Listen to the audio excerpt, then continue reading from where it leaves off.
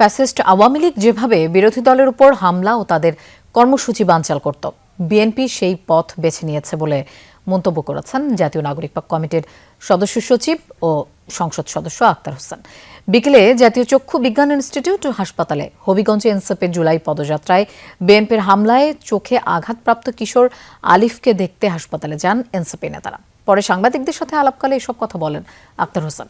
এ সময় তিনি সরকারকে মারমুখী আচরণ থেকে সরে আসার দাবি জানিয়ে আলিফের চিকিৎসার দায়ভার গ্রহণ ও হামলাকারীদের অবিলম্বে গ্রেফতারের দাবি তুলে ধরেন। সেখানে এনসিপির মুখপাত্র আসিফ মাহমুদ বলেন, নাসিরউদ্দিন পাটোয়ারির বক্তব্য পছন্দ না হলে তার জবাব রড দিয়ে কেন দিতে হবে?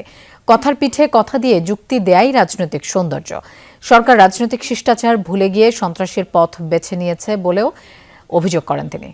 আওয়ামী লীগ যেভাবে বিরোধী দলের যারা আছেন তাদের উপরে হামলা নিপীড়ন করত, ঠিক এখন বিএনপি সরকার হামলা করার মধ্য দিয়ে আওয়ামী লীগের যে পথ, সে পথে তারা অগ্রসর হওয়ার দিকে ধাবিত হয়েছে।